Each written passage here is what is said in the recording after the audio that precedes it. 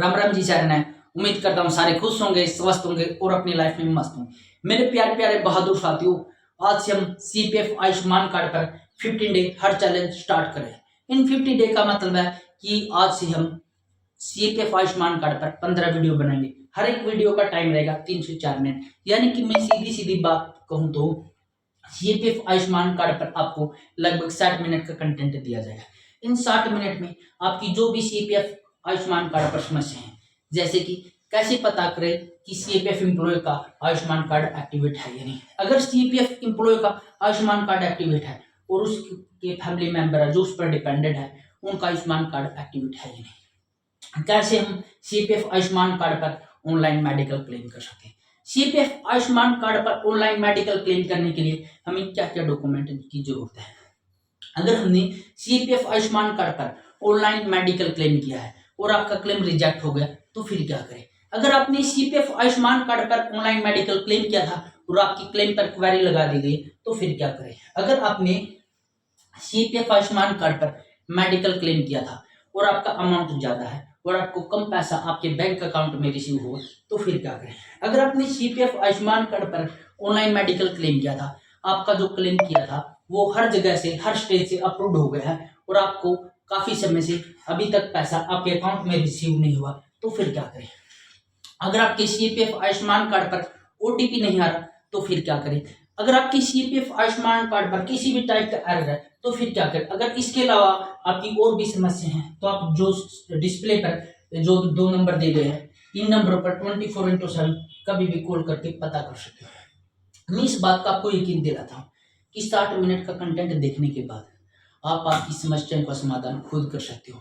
ना तो इसके लिए आपको किसी के पास चक्कर मारने की जरूरत, ना इसके लिए आपको किसी डिजिटल पैनल की जरूरत, ना इसके लिए आपको किसी लैपटॉप की जरूरत। हाँ, 60 मिनट का कंटेंट देखने के बाद ये आपके ही फोन से सब कुछ पॉसिबल है। आप आपके ही फोन से अपना सीपीएफ आयुष्मान कार्ड पर ऑनलाइन मेडिकल क्लेम कर सकते हो। तो आज की वीडियो में डे फर्स्ट में अपना रहेगा कि कैसे पता करें कि सीपीएफ आयुष्मान कार्ड एक्टिवेट है या नहीं। तो स्टार्ट करते हैं। अब हम आपके प्यार और आशीर्वाद के साथ शुरू करने जा रहे हैं डे 1 की पहली वीडियो, जिसमें हमारा कंटेंट रहेगा कि कैसे सीपीएफ एम्प्लॉय पता कर सकते हैं कि उनका या उन पर जो डिपेंडेंट है उनका आयुष्मान कार्ड एक्टिवेट है नहीं। आप सभी के प्यार और आशीर्वाद के साथ हम सबसे पहले अपने देश के वीर शहीदों को नमन करेंगे। अब हमने करना क्या है, अब हमने गूगल या क्रोम में जाना है। गूगल या क्रोम में जाने के बाद अब हमने सर्च करना है tms.pmjy.gov.in। जैसे ही हम ये सर्च करेंगे, यही सर्च करने के बाद अब आपने फोन की स्क्रीन ऐसे हो जाएगी। अब आपने करना क्या है, जो सबसे पहला वाला नंबर दिखाई दे रहा है जो लिख रखा है ab-pmjy.tms, हमने इस पर क्लिक करना है।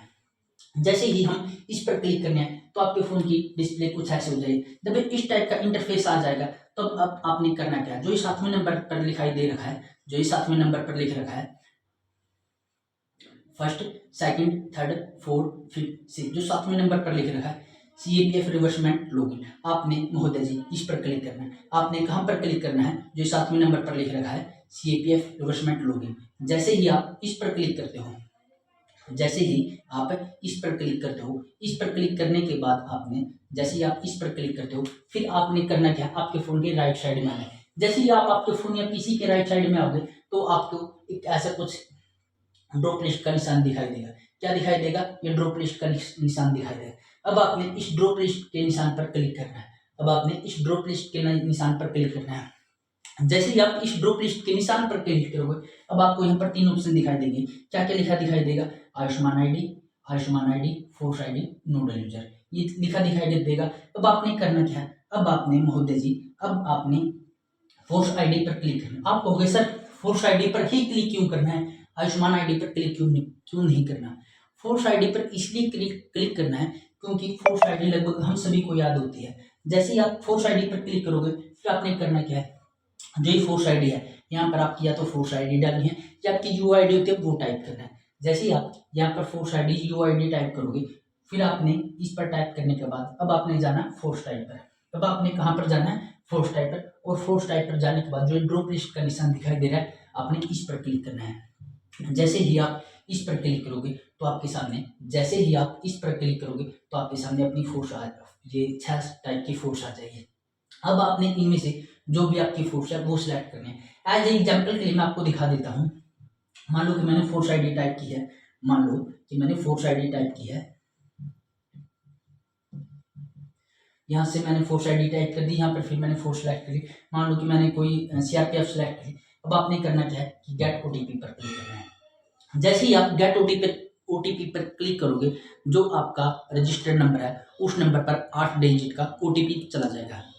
अगर आपके पास ओटीपी नहीं जाता और कुछ इस टाइप का इनवैलिड फोर्स आईडी आता है, तो आपने दो गलतियां की है। दो गलती क्या की है, या तो आपने जल्दबाजी में अपनी फोर्स आईडी है ये गलत टाइप किया है। अगर आपने फोर्स आईडी ठीक टाइप की है, तो आपने जो अपनी फोर्स टाइप है, जो ड्रॉप लिस्ट में से फोर्स टाइप है, ये आपने गलत सेलेक्ट किया है। अगर आपने अपनी फोर्स आईडी भी ठीक टाइप की है, फोर्स सेलेक्ट भी ठीक किया है, और फिर भी आपके सामने कुछ इस टाइप का इंटरफेस आता है, तो अब आपने करना क्या है महोदय जी, अब आपने करना क्या है, अब आपने करना है जो आपका आयुष्मान आईडी है, जो ये आयुष्मान आईडी है, इस पर आपने आपका आयुष्मान नंबर डालना है। अब आप कहोगे सर आयुष्मान नंबर डालना है, किसका आयुष्मान नंबर डालना है। अब आपने जो सीपीएफ एम्प्लॉय है, जो सीपीएफ एम्प्लॉय है, आपने उसका आयुष्मान नंबर डालना। तो मैं आपको एज एग्जाम्पल के लिए भी दिखा देता हूँ। अब आपने नंबर कौन सा डालना है, अब आपने नंबर डालना है जो नंबर लिख रखा है ना आयुष्मान कार्ड, जो ये आयुष्मान कार्ड पर नंबर लिख रखा है, अब आपने ये वाला नंबर आयुष्मान आईडी में टाइप करना है। चलो मैं ये भी टाइप करके दिखा देता हूँ आपको। मान लो कि आपके सामने नंबर था, ये वाला नंबर था PGTFLY, मतलब कि इसमें जी ये जो ये नंबर था ये टाइप करना आपने यहाँ पर। लेकिन ये याद रखना, इसमें ना ये आपने सारा का सारा कैपिटल लेटर में ही टाइप करना है।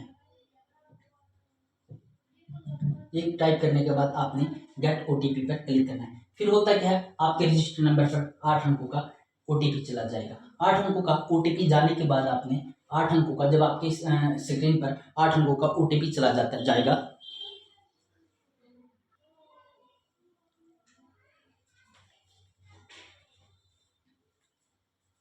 जैसे ही आपके फोन पर 8 अंकों का ओटीपी जाएगा, मैं आपको बता दूं, आपके पास 8 अंकों का ओटीपी उसी नंबर पर जाएगा। कौन से नंबर पर जाएगा, जो आपको मैं थोड़ा जूम करके दिखा देता हूँ। इस नंबर पर, जिस नंबर पर ओटीपी गया उसके लास्ट के 4 डिजिट आपको देखने के लिए मिलेंगे।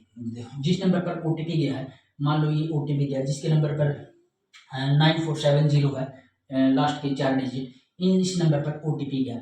जैसे ही आपके पास ओटीपी मिलता है, अब उस ओटीपी को आपने यहाँ पर टाइप करना है। यहाँ पर आपने ओटीपी टाइप करना है, और यहाँ पर जो ये कैप्चा दे रहा है इसको टाइप करना है। जो ये कैप्चा दे रखा है, ये कैप्चा टाइप करोगे और ये ओटीपी टाइप करोगे, फिर आपने करना क्या है, लॉगिन पर टाइप करना है। महोदय जी, जैसे आप लॉगिन पर टाइप कर दो, फिर आपके फोन की स्क्रीन कुछ ऐसे हो जाएगी।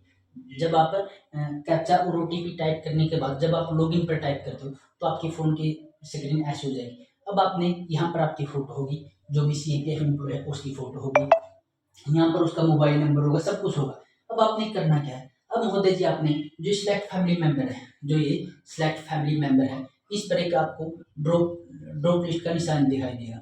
जो ये सिलेक्ट फैमिली मेंबर है, यहाँ पर आपको ड्रॉप लिस्ट का निशान देगा। अब आपने करना क्या है, इस ड्रॉप लिस्ट वाले निशान पर क्लिक करना है। जैसे ही आप इस ड्रॉप वाले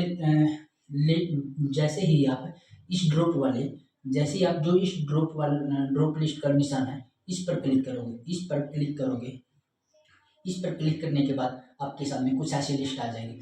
इस लिस्ट में जिस जिसके नाम है, मैं आपको जूम करके दिखा देता हूँ। देखो यहाँ पर एक सेल्फ होगा, सेल्फ में होता है जो एम्प्लॉय है उसका नाम होगा, और जो इसके अलावा और लिस्ट में नाम है वो आपके डिपेंडेंट के मिलेंगे।